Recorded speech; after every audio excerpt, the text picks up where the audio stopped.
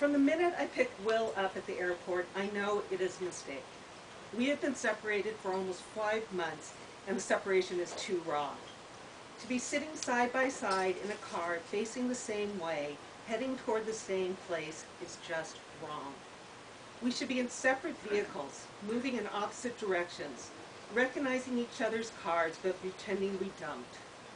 Yet here we sit inside the same old Volvo I drove for the last 7 years of our marriage, me smelling his familiar scent of honeysuckle and sweet, sweaty onions, and him smelling my familiar scent, whatever that is.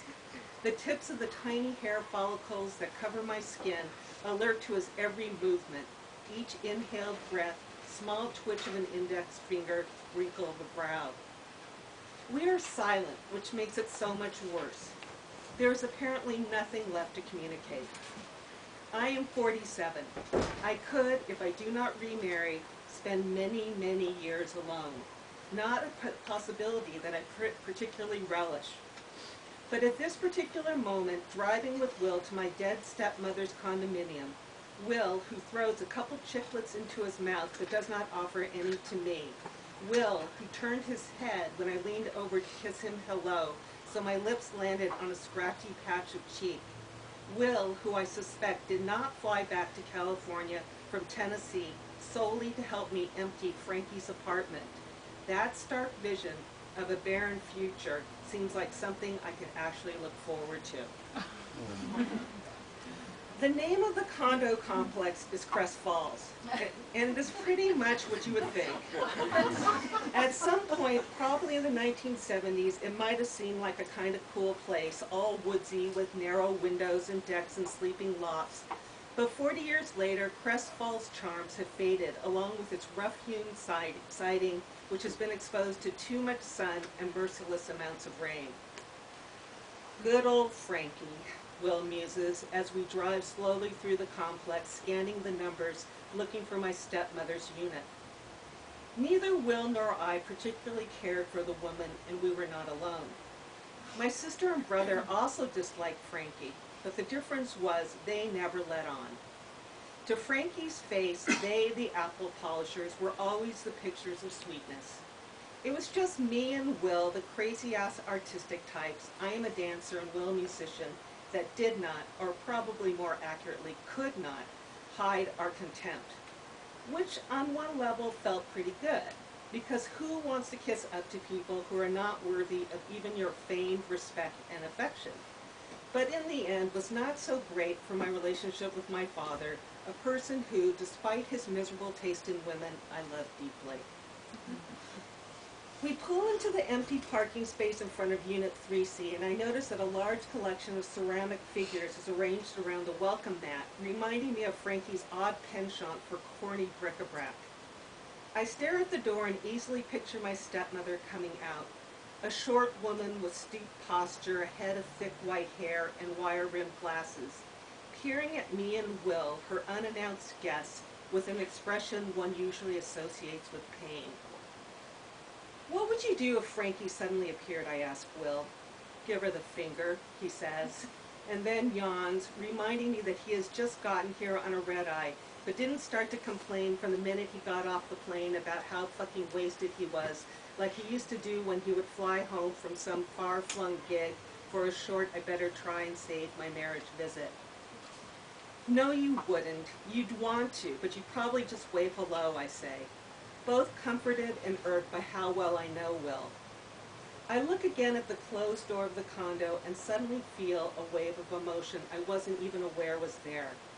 That is so typical of me, oblivious of a tsunami until it crashes right on top of my head. I sniffle, so surprised by the unexpected, overwhelming grief for all that really I am relieved to be done with. It just isn't fair, I mumble. And the thing is, even if I hadn't planned on saying that, it does perfectly sum up all that I'm feeling. Look, man, Will says, in just the way that I knew he would, sounding both nervous and impatient. Nervous because he has never known how to handle my volatile temperament, and impatient because clearly he thinks that now that he has left me, he should not have to deal with my emotional outbursts anymore. This is just the way the cards fell, Judy, he continues. I mean, someone's got to deal with Frankie's shit, and you live the closest. It's one day. One fucking day, Judy, and then it'll be done, okay? I look at Will and can't decide if I'm relieved or hurt that he has interpreted my outburst as being only about the fact that I, of the 3 stepchildren, am the one who has to deal with the aftermath of a woman I never liked, which in part was what I was referring to. But I was also, of course, talking about the unfairness of our failed marriage, a failure that I know I share probably equally, well, maybe not equally, but some of the blame for. But what if we can't finish it all in one day, I snuffle again, really working hard to get a grip, but also recognizing that I too am tired, having not really slept for the 5 months I've been alone. What if it all ends up being just too much, and then you have to leave and it's just me? Well, the way I see it, we ain't got no choice, Will speaks in his sweet, lazy voice, the same one he used in the middle of the night just before we made love. He sighs heavily and gives me a few encouraging pats on my thigh that in the end hurt more than encourage when he says, like you said, man, I'm only here on borrowed time. It takes me a while to hunt down the neighbor who I've been told has the key to Frankie's condo. He is not in his unit, but another neighbor sees me and guesses who I am. You're late, an elderly woman with a crown of golden curlers says, as she holds a cup of steaming coffee protectively close to her chest, as if I might try and take it from her. As far as I can remember, I told no one what time we would be arriving, but I don't say anything and just listen as she directs me to the pool, where the neighbor who is supposed to have the key is taking a water aerobics class.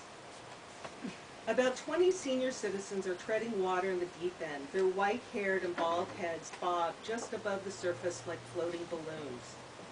One of the balloons notices me and frowns. He paddles over to the ladder, clearly none too pleased to be dragged out of the pool. Don't push it in too hard. These doors tend to jam, the neighbor huffs, before he drops a wet and unpleasantly cold key into my hand, and then hurries back into the pool. I notice the weather is perfect. The sun gives everything a hopeful gleam, but it doesn't seem as if any of these water aerobicizers are appreciative of the day that is being presented to them with no strings attached. Their expressions are so serious, verging on the tortured in their determined quest to keep from sinking. And when I turn and walk away, I realize neither neighbor offered me any words of sympathy or condolences over my stepmother's so recent passing. And it strikes me that good old Frankie might have finally found a place amongst her own kind when she set up shop here. Thank you.